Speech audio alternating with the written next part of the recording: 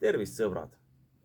No Tartu Hoiu-laenuühistu võlausaldajate koosolek on läbi, esimene üldkoosolek. Ma millegipärast arvan, et see jääb ka viimaseks, sellepärast et mis karu kõhus, see karu oma.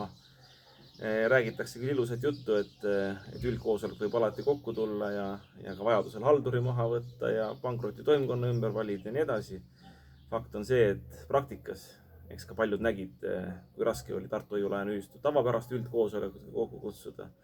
Ei jõua praktikas keegi kutsuda seda võlausaldajate üldkoosolekut kokku. Aga see selleks. Mis siis täna seal võlausaldajate üldkoosolekul kõige tähtsam otsus oli? Kõige tähtsam otsus oli, et 2 meest said hea palga peale. Määrati eelarve 10 000 töötundi ja töötunni hinnaks, nagu advokaatidel ikka, 200 eurot. See teeb kokku siis umbes täpselt 2 miljonit. Ja kes suurusjärku tahab, see on siis, ütleme, minu ja Märt Riineri, kes me olime siis algusest peale Tartu Hoiu-laenuühistu juhatuse liikmed. 25 aasta töötasu koos riigimaksudega, sealhulgas sotsiaalmaksuga. Nii et need 2 meest siis hakkavad tööle, ma ei tea, vaevalt, et nad 25 aastat töötavad, aga mõned aastad kindlasti töötavad ja eelarve on kinnitatud. Ja palju õnne.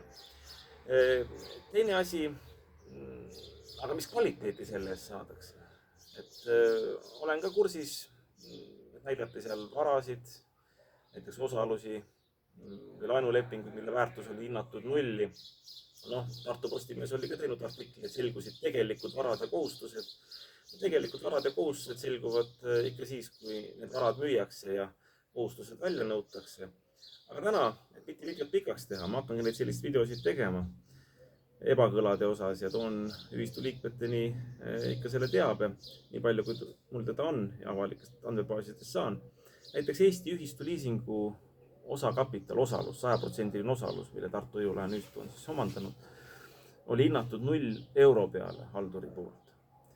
Juhatus oli hinnanud selle 355 000 peale ja just eile oli esitatud majandusaasta aruanne. Muide, Eesti ühistu liising on ka Finantsinspektsiooni järelevalve all, nii et niisama lihtsalt majandusaasta aruandeid ei esitata ja on ka siiani olnud ikkagi auditeeritud, kus siis oli oma kapitaliks 347 000 eurot.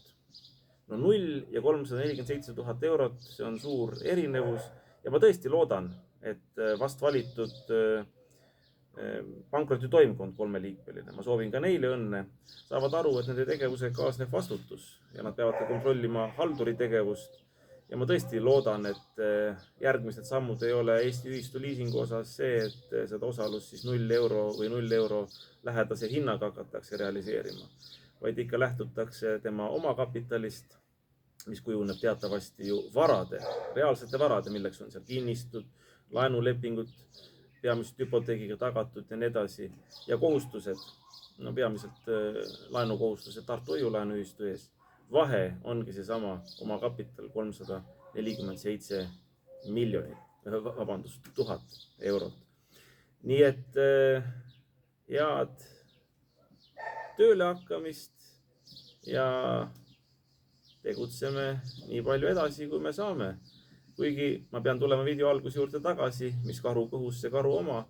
See on ka meie poliitiline reaalsus, et ega me ju iga 4 aasta tagant valime päris kõrgepalgalised Riigikogu liikmed ja valitsuse liikmed ja Europarlamendi liikmed ja kohalike omavalitsuste liikmed, kes meile ajakirjanduse kaudu lihtsalt räägivad, et ühte või teist asja ei saa teha, ühe või teise asja väärtus on 0.